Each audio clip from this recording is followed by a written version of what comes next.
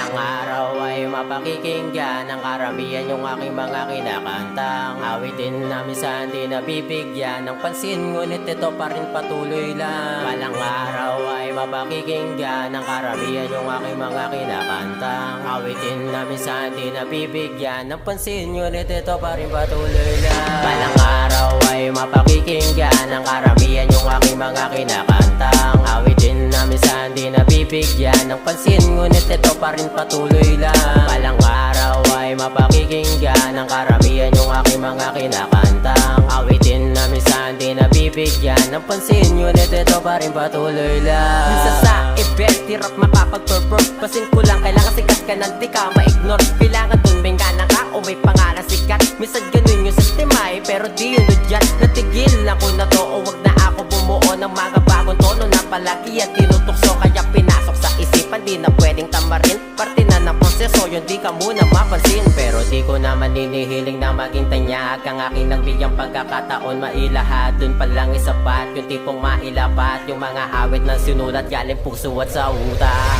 Balang araw ay mapakikinggan ng karamihan yung aking mga kinakantang awitin na minsan di nabibigyan ng pansin, ngunit ito pa rin patuloy lang.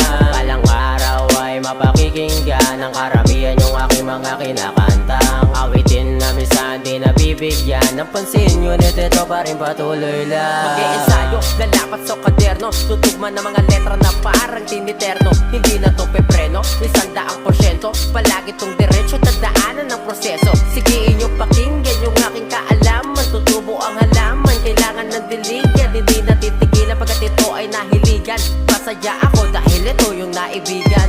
Lalakaran kung ano man yung kalakaran, nuhusayan na lang sakaling mapagbigyan. Sana'y mahusgahan ng kahit sino man, lahat tayo may karapatan na mapakinggan. Yung mga ginawang awitin, balang araw iibigin yung tipong di napipilitin at hindi natitiisin. Ang pasanin bubuhatin, di na ni mayaanihin. Kailangan ng galawan upang ito ay mapasarin. Nais lang naman na makapag-inspira at makapag-imbita dito sa musika. Kahit di pa kilala, di na yun mahalaga. Matunay na mahalaga, mahal kong musika.